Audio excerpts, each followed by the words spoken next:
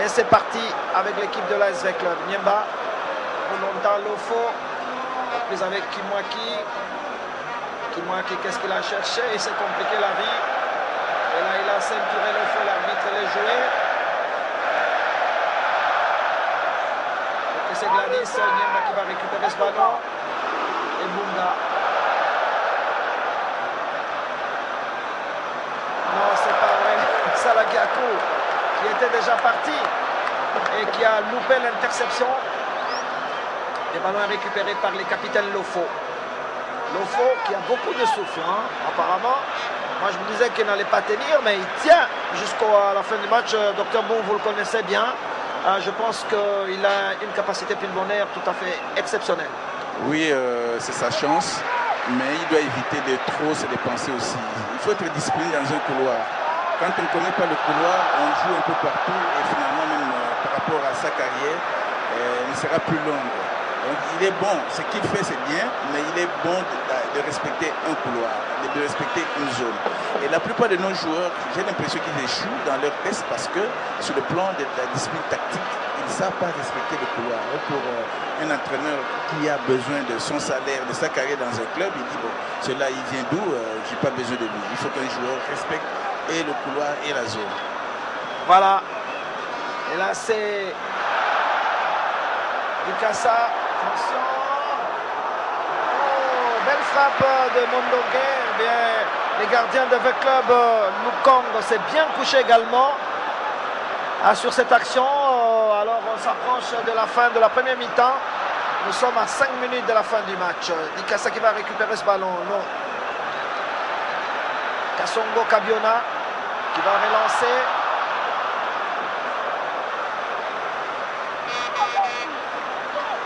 Donc c'est Gladys qui va récupérer ce ballon, qui va soulever sur Ebunga. Bien joué Bunga. Il est passé Bunga, il est passé, qu'est-ce qu'il va faire? Ah oui, il est arrivé en retard, avec un petit retard. Et là c'est Lofo qui a laissé passer le ballon est parti, mais là il est tout seul. Il a récupéré le ballon. Mais là, les défenseurs du DSMP se sont déjà repliés. Non. Salakiakou pour Dikasa. Dikasa, il est passé Dikasa. Qu'est-ce qu'il va faire?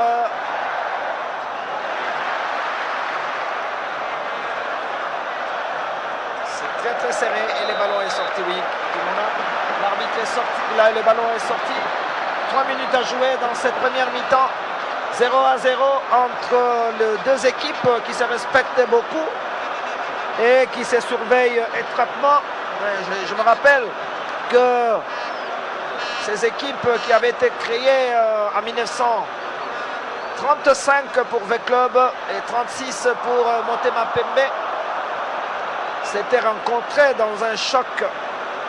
Le 5 décembre 1945, c'est la première fois que V-Club a infligé un score de 6 buts à 1 au Derinkle Motema Pembe et Muisa Camus, l'un des historiens du football congolais, n'a jamais oublié ces scores.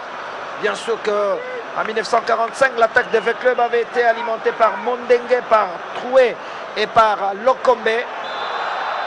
Et que cette large défaite du Derinkle Motema Pembe de 1945 avait obligé le père Raphaël de la Quétule à procéder à un recrutement massif, d'où l'arrivée de Paul Bonga Bonga, d'Ngelebea, de Feu Mukonkole, du gardien de but également Ojujwa, et de Matingu, d'Ngelebea. Et c'est comme ça que Motema Pembe est reparti. Mais jamais oublié ces scores fleuves de 6-1.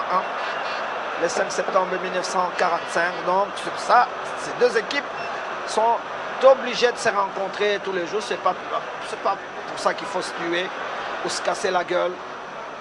Simplement que chaque équipe inscrit des victoires selon sa forme. Et c'est comme ça. Pour le moment, c'est V-Club qui est en tête du classement. Avec un point de différence. Niemba. Il a perdu ce ballon. Le ballon est récupéré par Chimanga, non pas pour longtemps. Attention, l'équipe du DSMP tente en train de partir. Landou, où est-ce qu'il s'en va Landou?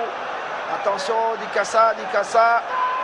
Ils sont partis. Aïe, aïe, aïe, aïe, aïe. Oh, c'est trop tard. C'est trop tard. Qu'est-ce qui va se passer? L'arbitre, on va voir, il va sortir un carton jaune. Contre qui? Il va d'abord voir. Le général Tango Forêt est inquiet. Il se dit qu'est-ce qui va se passer? Qu'est-ce que l'arbitre va décider? Maya Buana.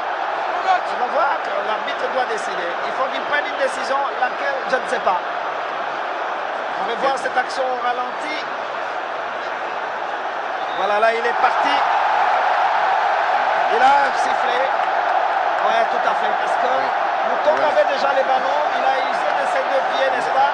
Il est rusé. Il est rusé, mais malheureusement, il est rusé, mais il a trouvé plus malin que lui. À la 44e minute de jeu, ici au stade de Martyr, l'arbitre Maya Buana accorde un penalty. Et là, c'est pas la peine de discuter avec l'arbitre, docteur, parce que le penalty est déjà accordé. Le penalty est accordé.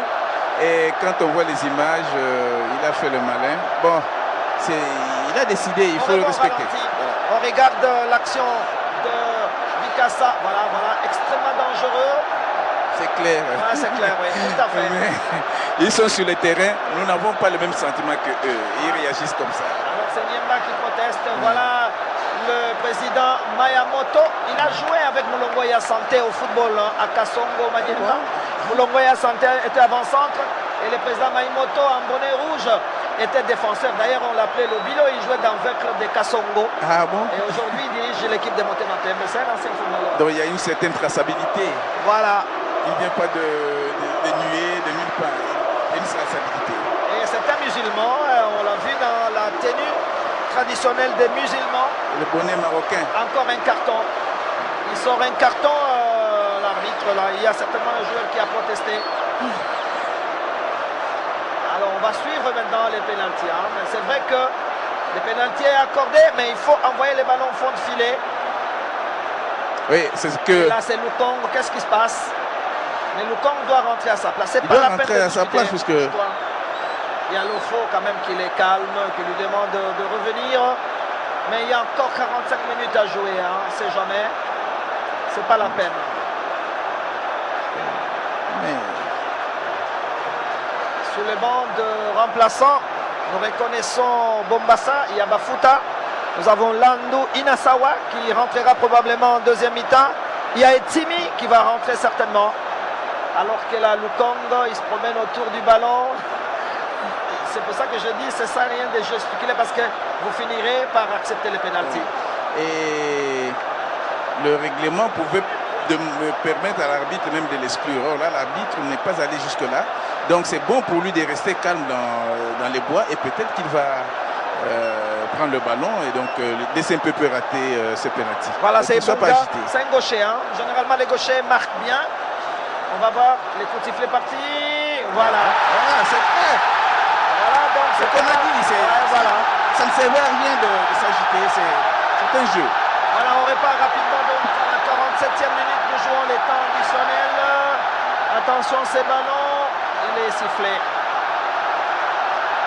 Voilà, c'est la mi-temps. Ici au stade de Martyr sur ces pénaltys manqués par Ebunga. Et voilà, on risquait bien de prendre un carton comme ça bêtement. Quand l'arbitre siffle, il faut respecter le règlement accepté. On revoit ces pénaltys de Ebunga. Voilà, récupéré par Lukongo. Donc c'est 0-0 ici au stade de Martyr entre l'équipe de l'ASV Club.